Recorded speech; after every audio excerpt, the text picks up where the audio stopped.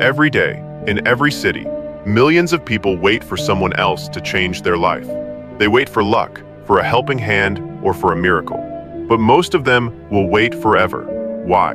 Because they never ask themselves one simple question: what can I give before I take? Listen to this story carefully. It might just change the way you see everything. At a busy railway station in a large city, a poor beggar sat on the same platform every day. From early morning until late night, he stretched out his hand. His clothes were torn. His face was tired. Most people walked past him like he was part of the furniture.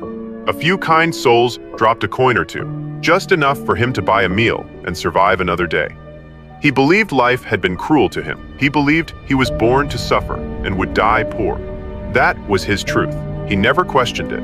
Then one evening, a wealthy businessman walked through the station. He was well-dressed, calm, and walked with purpose. The beggar saw him and thought, "This is my chance." He stretched out his trembling hand and said, "Please, sir, a few coins, God bless you."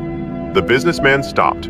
But instead of reaching for his wallet, he looked directly into the beggar's eyes and asked, "If I give you money, what will you give me in return?" The beggar was confused.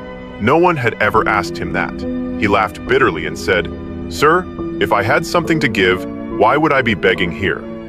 The businessman smiled, not a cruel smile, but a kind one. "Then tell me," he said, "why should anyone keep giving you money if they receive nothing back? What value can you offer?" Then he walked away. The beggar sat frozen. That question hit him like a train he never saw coming. For hours, he couldn't stop thinking, what value can I offer? He had spent years asking for things. He had never once asked himself what he could give. That night, he didn't stop thinking. He kept staring at the dark ceiling of the empty station hallway where he slept. And then, something shifted inside him. Not a big change, just a tiny crack in the wall of his old thinking. The next morning, he did something strange. Instead of just sitting with his hand out, he started looking around. He noticed small stones lying near the railway tracks, smooth, flat, and white. He collected a handful.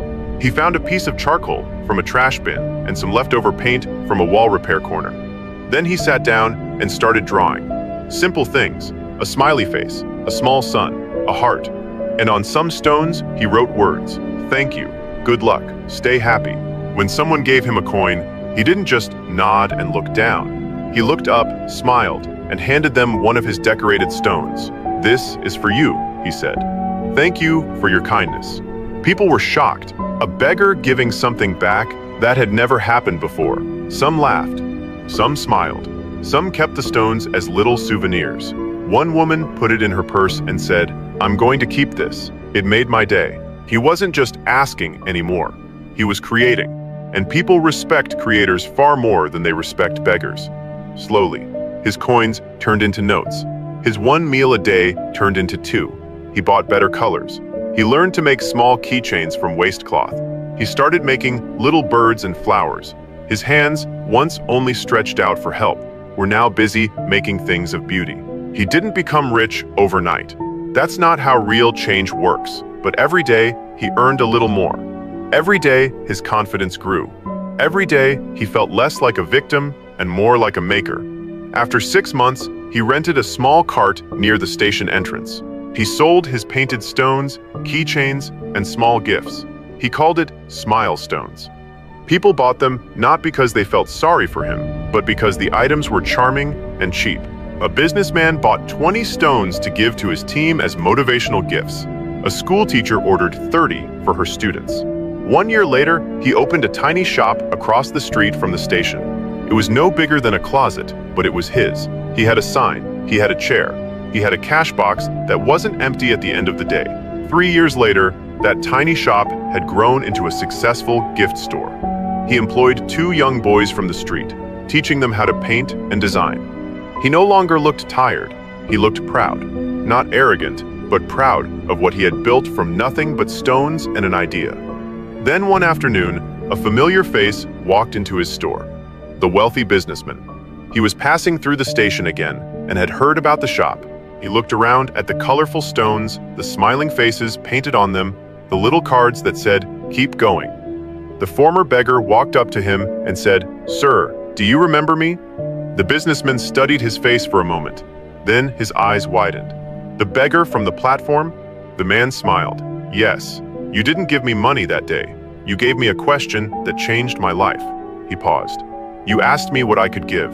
That night, I realized I had been asking the wrong question my whole life. I kept asking, what can I get? But you taught me to ask, what can I give?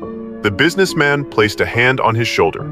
I didn't teach you anything, he said softly. You taught yourself. I just asked the question. They shook hands. No money exchanged, no begging, just two men respecting each other. What does this story teach us? First, value is never about what you have. It's about what you create. The beggar had nothing but stones and trash, but he turned them into joy. You don't need money to start. You need a willing mind. Second, people don't want to give to those who only take. They want to support those who try. The moment he started giving something back, the world treated him differently. That's not luck. That's a law of human nature. And finally, the biggest prison is not poverty. It's the belief that you have nothing to offer. As long as you see yourself as a victim, you will remain one. But the moment you ask, what can I give? Your whole world shifts. So here's my question to you. What are you waiting for? What small stone can you pick up today? What tiny thing can you create, share, or offer that adds value to someone else? You don't need a business loan. You don't need a perfect plan. You just need to stop begging for change and start making it. If this story moved you, share it with someone who feels stuck, because sometimes one question is all it takes to wake up a sleeping giant. Best wishes to everyone trying to build something from nothing.